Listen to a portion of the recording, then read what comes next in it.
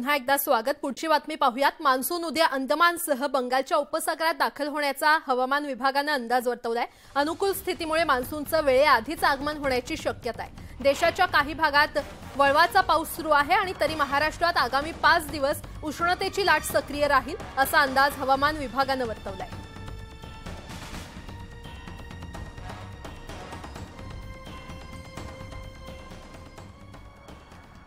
महापारेषणच्या पडघा ते मोहने अतिउच्च दाब वाहिनीच्या तातडीच्या देखभाल दुरुस्तीच्या कामासाठी कल्याण, उल्हासनगर आणि अंबरनाथ या शहरांमधील वीज पुरवठा आज बंद राहणार आहे।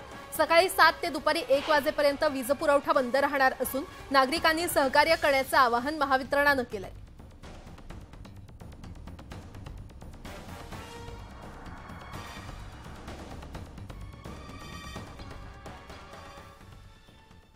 नागपूरकरांसाठी महत्त्वाची बातमी। नागपूरमध्ये रक्ताचा तुटवडा निर्माण झालेला आहे। रक्तपेढ्यांमध्ये 2 ते 3 दिवस पुरेल इतकाच रक्तसाठा शिल्लक राहिला।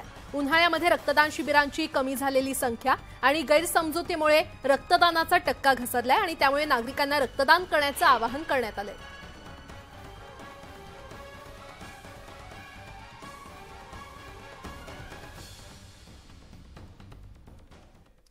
दुचाकी चालवत असाल तर ही बातमी तुमच्यासाठी आहे, कारण इलेक्ट्रिक दुचाकींसाठी देण्यात आलेला सबसिडीचा निधी संपल्याने केंद्र सरकारने इलेक्ट्रिक दुचाकी वाहनांवरील सबसिडी 15,000 वरून 10,000 रुपये इतकी केलेली आहे। तर एक्स फॅक्टरी प्राइसवरील सबसिडीची मर्यादा 40% वरून 15% करण्यात आलेली आहे आणि या निर्णयामुळे ई दुचाकीसाठी 5,000 रुपयांपर्यंत जास्त रक्कम मोजावी लागणार आहे।